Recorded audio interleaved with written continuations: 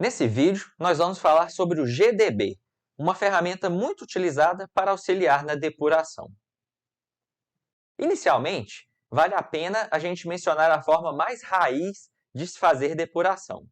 A ideia aqui é acompanhar a execução do programa a partir da impressão de determinados valores ou variáveis em pontos importantes. E eu acredito que você já tenha feito isso em algum momento.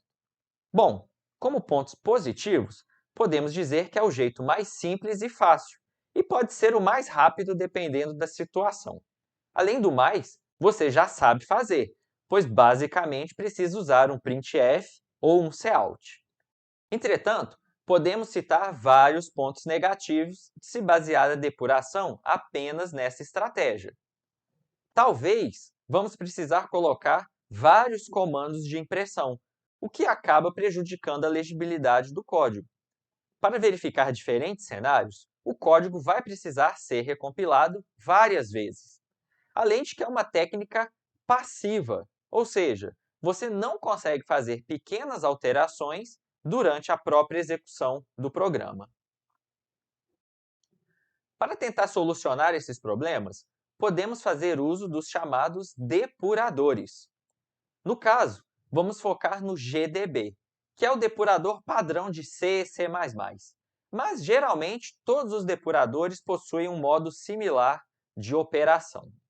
Ao usar um depurador, podemos acompanhar detalhadamente a execução de um programa, analisar o código linha a linha, adicionar pontos específicos de parada, chamados de breakpoints, além de conseguir verificar e alterar valores de variáveis sem precisar recompilar o código. Para usar o GDB, nós precisamos passar uma flag específica durante a compilação, "-g", que informa ao compilador que ele deve guardar algumas informações extras sobre o código. Outro ponto positivo é que o GDB pode ser utilizado diretamente pela linha de comando, não precisando de nenhum programa extra. Aqui ao lado estão alguns dos comandos que você pode usar, mas você pode ver outros no link abaixo. Mas caso se queira, também é possível usar algumas ferramentas auxiliares que ajudam na operação do depurador. Por exemplo, o DDD está disponível dentro do ambiente do VPL, e o Online GDB é um site que você também pode usar para praticar. Para a depuração, vamos precisar entender e usar três conceitos básicos. O breakpoint, que é um ponto de interrupção colocado em uma linha específica. A ideia de step, usado para continuar a execução após uma parada em um breakpoint. O step pode continuar o fluxo de diferentes formas, e você deve decidir como você quer prosseguir a execução. E, finalmente, o display, que permite exibir e rastrear o valor de uma determinada variável. Vamos ver esse exemplo bem simples, formado apenas por uma função que deve encontrar o maior valor em um array. Fazendo uma breve análise, você acha que existe algum problema com esse código? Bom, vamos executar e verificar. Para isso, relembrando, precisamos compilar passando a flag "-g". E, em seguida, vamos chamar o GDB informando o executável do programa. Vamos depurar esse caso. Primeira coisa que a gente precisa fazer é, então, compilar normalmente o nosso programa. E aí a gente vai verificar, rodando ele, que, opa, o meu programa ele retornou um valor que não era muito o valor esperado, uma vez que eu sei aqui quais são os elementos do meu vetor, e ele voltou um valor zero como sendo o máximo. Mas a gente consegue ver, fazendo uma breve inspeção visual do nosso código mesmo, que aqui é bem simples, que provavelmente alguém digitou o retorno errado. Ou seja, a gente pode vir aqui e consertar. Na verdade, o que eu queria fazer é retornar o valor de max, que seria o maior elemento daquele determinado vetor. A gente pode compilar novamente e verificar. Nossa, agora voltou um valor ainda mais estranho, 32.760. Isso nem está aqui no meu vetor. O que será que está acontecendo? A gente vai ter que compilar e depurar. Só que agora a gente vai compilar passando a nossa flag "-g", porque a gente vai usar o GDB para nos ajudar. Então, a gente compila normalmente e a gente pode chamar o GDB informando aquele nosso executável ali, certo? Lembrando que, se o GDB não estiver instalado no seu sistema, você tem que instalar ele antes de fazer a depuração. Então, a gente vai iniciar aqui o nosso GDB e o primeiro comando que a gente pode fazer é o run, que, basicamente, o que ele vai fazer?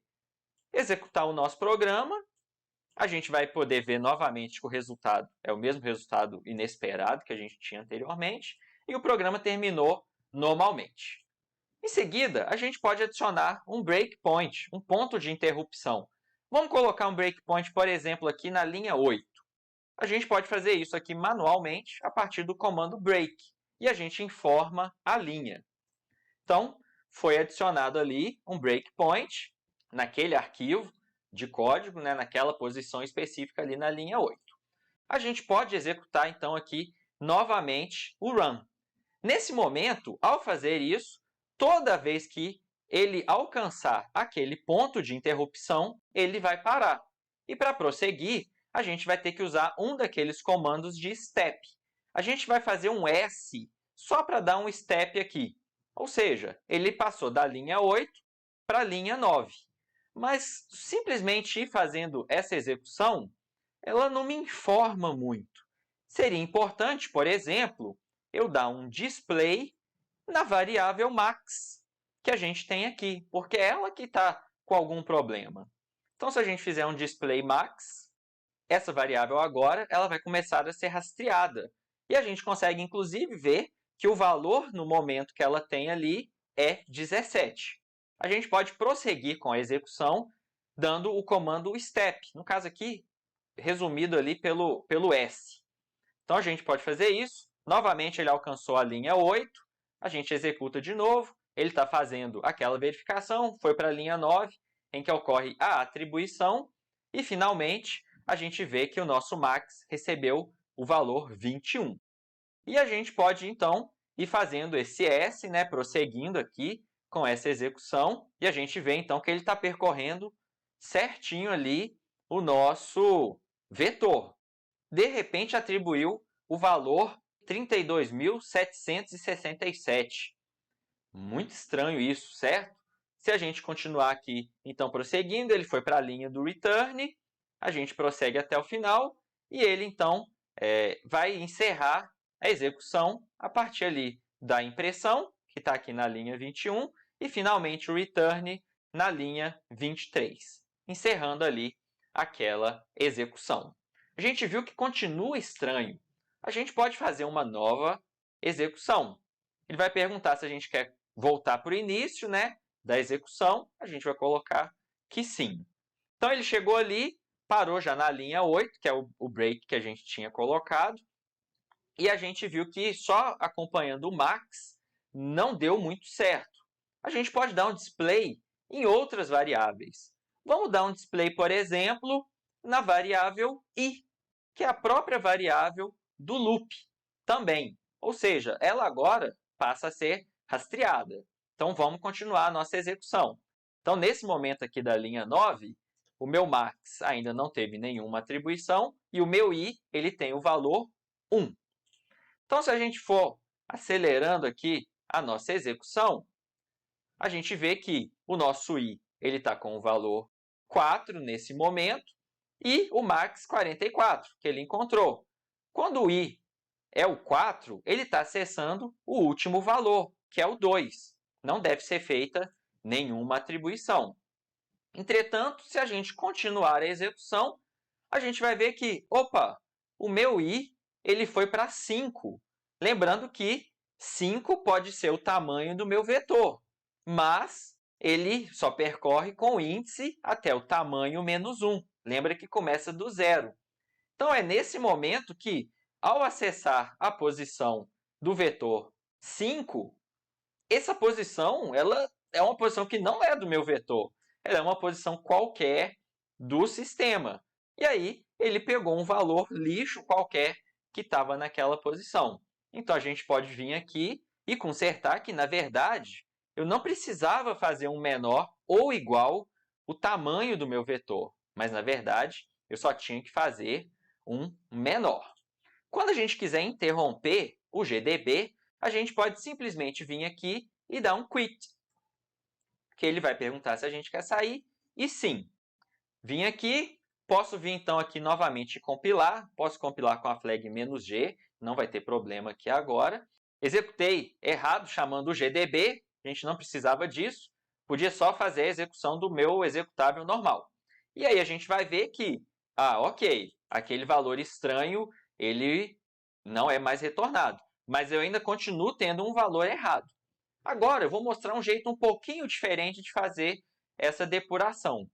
Quando a gente está usando, por exemplo, uma IDE, às vezes a gente consegue ter ferramentas auxiliares, como é o caso da depuração.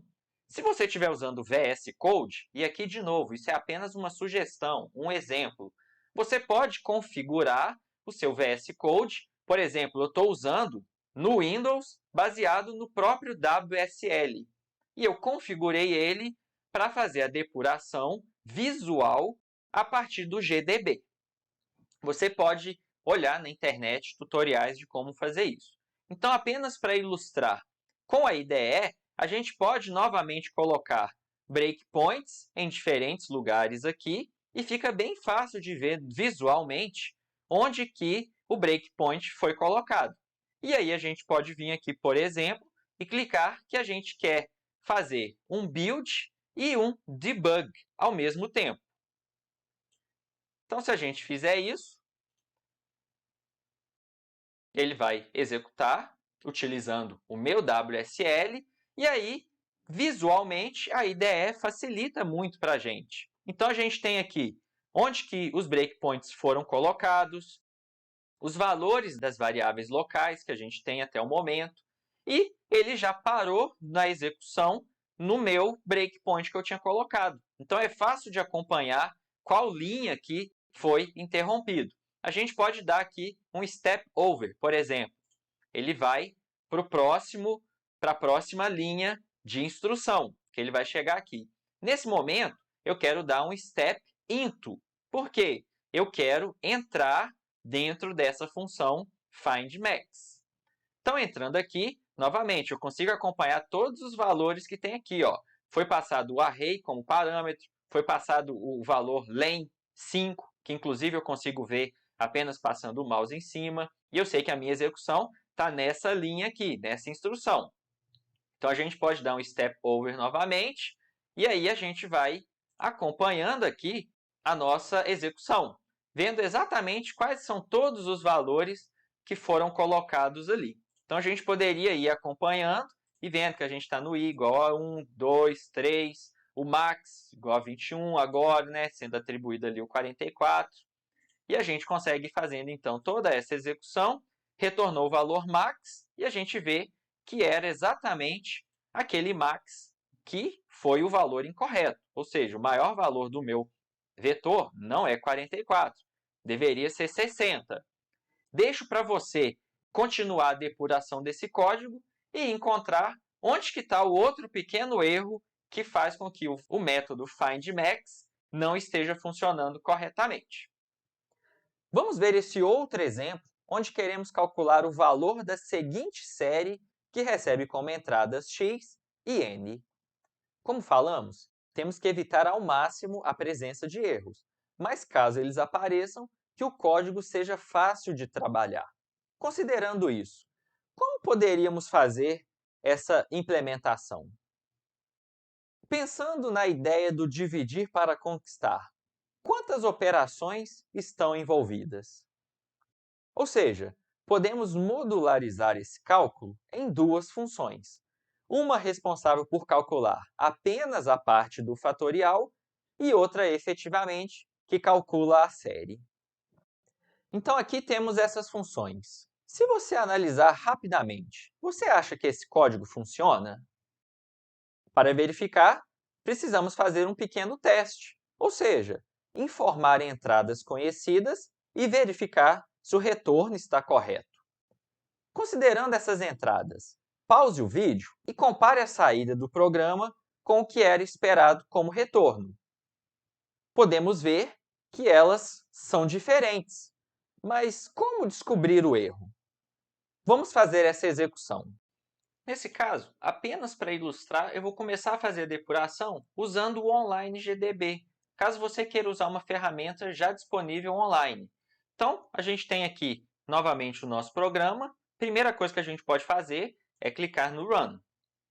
E aí a gente vai ver que o resultado voltou inf e não era esse resultado esperado exatamente para aquela chamada que a gente gostaria de ter.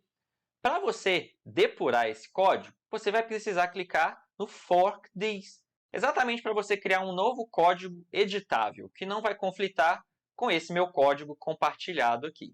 Então, ao clicar no Fork This, ele vai criar um novo código com aquelas várias opções disponíveis. E bem similar ao que a gente vê numa IDE qualquer, a gente pode vir e adicionar breakpoints em diferentes posições. Em seguida, a gente pode clicar no Debug. Então, vamos colocar breakpoint aqui nessas duas posições e clicar no Debug. Então, ele pode te dar essa informação que você está usando o debugger pela primeira vez e tudo. Só você clicar OK e acompanhar. Como o próprio nome diz, ele é baseado no GDB.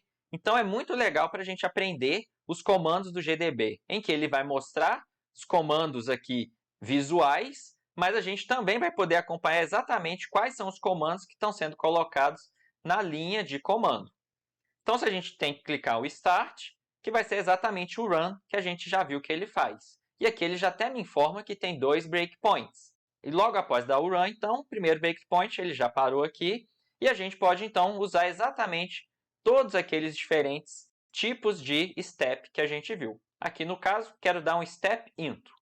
Ele vai entrar dentro da minha função serious, mesmo sem ter um breakpoint aqui.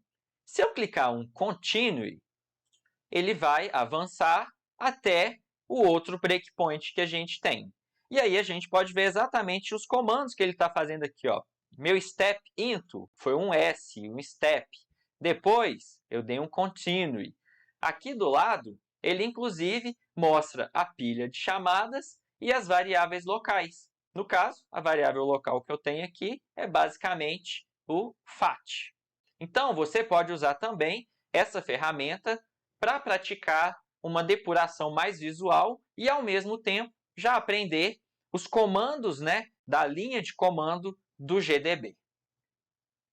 Apresento aqui, então, a solução de como corrigir esse código, mas, novamente, reforço que é muito importante você praticar, encontrar e corrigir esses pequenos erros.